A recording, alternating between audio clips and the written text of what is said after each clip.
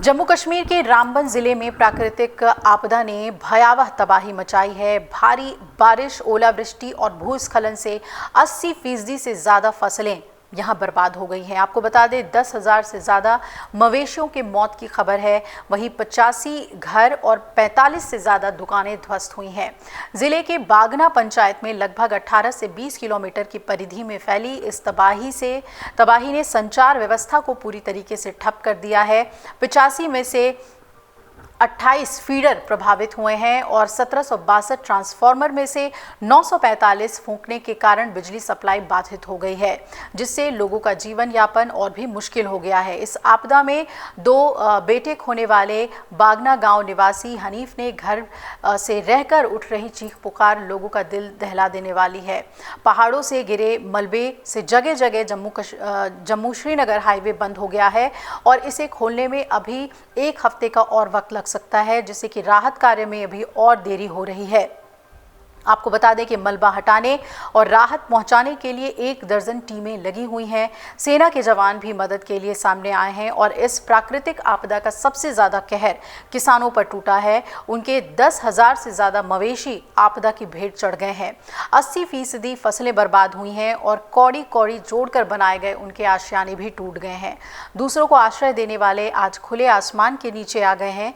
रोटी के लिए भी उन्हें प्रशासन की राहत का मोहताज होना पड़ रहा है। जो तस्वीरें हैं वो साफ बयां कर रही हैं। हाईवे और अन्य सड़कें क्षतिग्रस्त होने के से बहुतों को मदद तक नहीं मिल पा रही और कई लोग मलबे के नीचे दबे अपने सामान निकाल रहे हैं ताकि उनकी गृहस्थी की गाड़ी जल्द ही पटरी पर लौट सके। इस प्राकृतिक आपदा ने सबसे ज़्यादा चोट ग्रामीण अर्थव्यवस्था को पहुंचाई है और तबाही के ये निशान सालों तक देखने को मिलेंगे, ऐसा विशेषज्ञ बता रहे हैं। प्रभावित लोगों ने सरकार से अब विशेष पैकेज की भी गुहार लगाई है। रामबन में अगर तबाही की बात करें तो 28 फीडर प्रभावित हुए हैं, 945 ट्रांसफार्मर फूंक गए हैं, 41 सड़कों पर आवागमन इस वक्त बंद है और 43 पेयजल परियोजनाएं इससे बाधित हुई हैं। आपको बता दें कि लगभग 165 घर बताए जा रहे हैं जो क्षतिग्रस्त हुए हैं और 85 घर तो पूरी तरह से ध्वस्त हो गए हैं। 45 दुकानें बर्बाद हुई हैं पूरी तरह से और 55 दुकानों को आंशिक क्षति पहुंची है। इसके अलावा 120 प्राइवेट वाहनों और 80 कमर्शियल वाहनों को नुकसान पहुंचा है।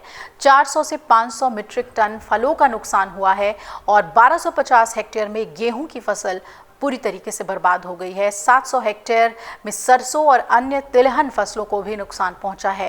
जिले में राहत कार्य जारी है। प्रशासन प्रभावित लोगों तक पहुंचने की कोशिश कर रहा है। मेडिकल इमरजेंसी के लिए जिले में 26 एम्बुलेंस लगाई गई हैं और सेना ने राहत कार्य में मदद के लिए अपने जवानों को तैनात कर दिया है। सेना के जवान प्रभावित क्षेत्रों में पहुंचकर लोगों को राहत सामग्री पहुंचा रहे हैं और उनकी मदद कर रहे हैं। धर्मनगरी सहित माता वैष्णो देवी मंदिर की बात करें तो भवन में कल शाम को मूसलाधार बारिश के साथ ओलावृष्टि भी हुई।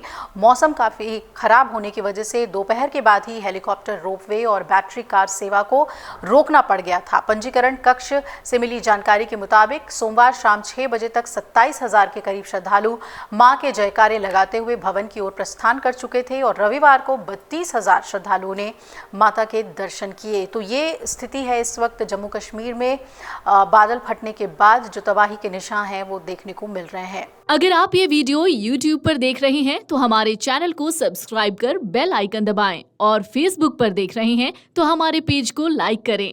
8 मिलियन प्लस सब्सक्राइबर, आपके इस भरोसे के लिए बहुत धन्यवाद।